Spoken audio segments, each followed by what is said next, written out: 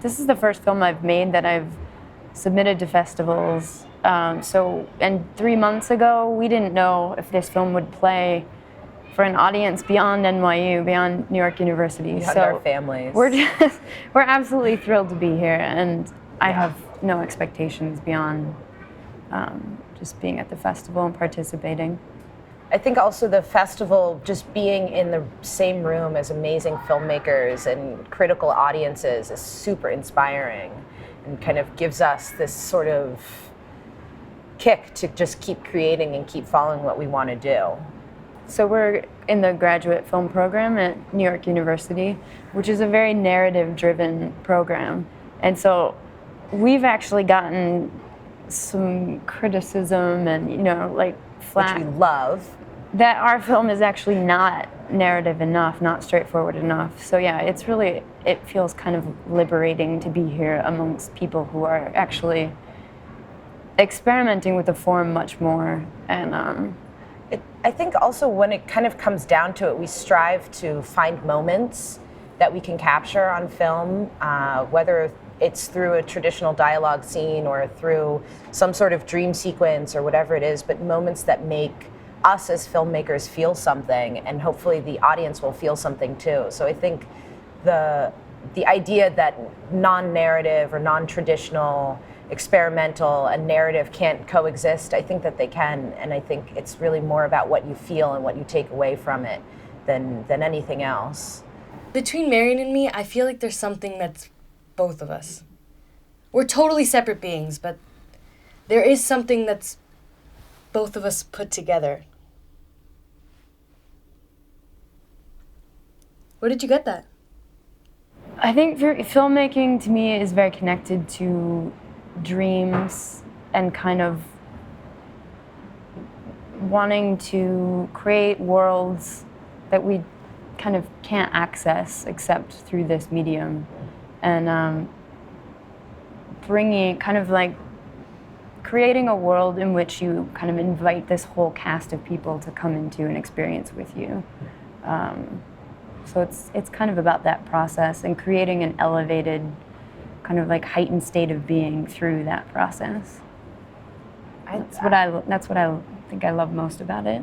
I feel like I definitely agree with that, and art to me is definitely moment and energy based, which sounds a little far out, but when it comes right down to it, when you're walking through a museum and you find a photograph or a painting or a sculpture that you have to stop and look an extra couple of seconds at, it's because you're having some sort of experience with it.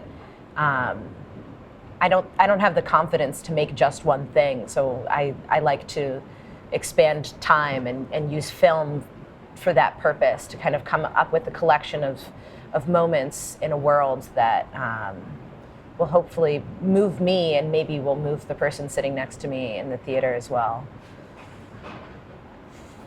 I mean, I think that in storytelling, no matter what the story is, no matter what the immediate story is, or relationships or world that I'm focusing on, there's always going to be a broader, an aim to speak to kind of like a more universal, something more universal that every human can relate to.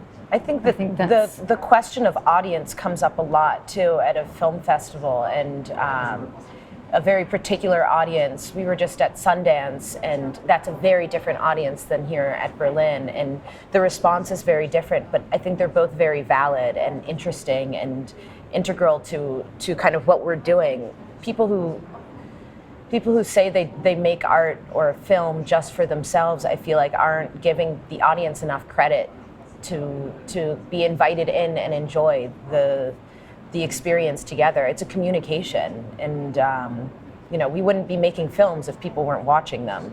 So I don't think pandering to an audience is one thing. Yeah, that weren't the goal.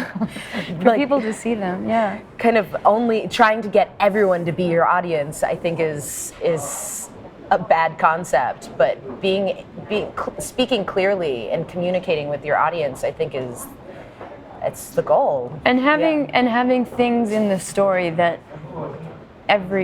people can enter into it in different ways, they, depending on their background, they don't have to be in the art world or artists themselves. Because that's definitely important to me. They're basic life truths. Right. You know, they're basic experiences that you understand the emotion behind it, even if you haven't been an identical twin. You can relate to the characters. Right. Yeah. In the story. Superior, for example, is, I mean, it's literally, obviously, a story about identical twins. But on another level, my goal was to create a story about change and fear of change, fear of losing a partner, and on the flip side, like a desire to be free, to establish your own identity. These are much broader themes that I was working in that hopefully every person can relate to on some level. Yeah. You don't have to be able to afford a fancy painting or even a seat in a movie theater to understand those themes. I think it's not an economic or intellectual line to draw for us.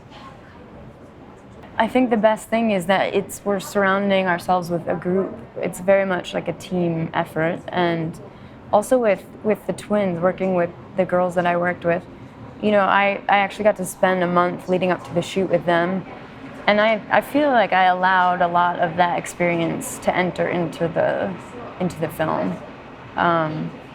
But even on set, I definitely try to keep, and I am keeping my ears and eyes open to everybody else's input, whether or not, you know, whether or not I always go with that.